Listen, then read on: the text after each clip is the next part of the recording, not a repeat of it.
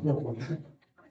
అయితే ఇప్పుడు ఒకటే నేను ఏంటంటే రిక్వెస్ట్ చేస్తాను తల్లిగా మీకు చెప్పేసి, మీరు ఇప్పుడే టార్గెట్ పెట్టేయకండి. ఎప్పుడు కూడా గుర్తుపెట్టుకోండమ్మా, ర్యాంకు మార్కులు శాశ్వతం కాదు. చాలా మందికి ఏం జరుగుతుందంటే, మీ పేరెంట్స్ 595 రాకపోయినప్పుడు డిప్రెషన్ లోకి వెళ్ళిపోయి రాలేదు.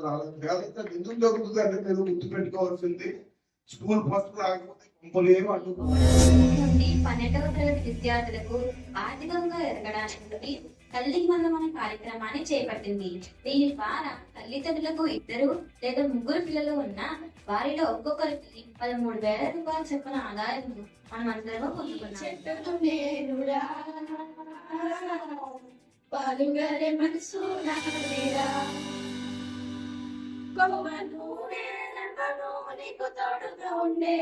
అంటే నెంబర్ 1 స్కూల్. ఎందుకు నెంబర్ 1 అంటే తక్కువ ఫీజుతో. ఎందుకు చెప్తున్నానంటే అండి, ఇప్పుడు వచ్చిన కొంతమంది పేరెంట్స్ కైనా కనీసం తెలుస్తుంది. తక్కువ ఫీజుతో ఇప్పుడు 10th క్లాస్ మా ఫీజు 40,000 అండి. ఇదే 30 సంవత్సరాల క్రితం స్కూల్ పెట్టి ఇప్పటికి 40,000కి వచ్చామంటే ఎంతెంత పెంచుంటారు, ఎంత తక్కువ పెంచుకుంటూ వచ్చారు. ఇప్పుడు నిన్న కాక మొన్న వచ్చిన స్కూల్ 1,20,000 తీసుకుంటున్నారంటే.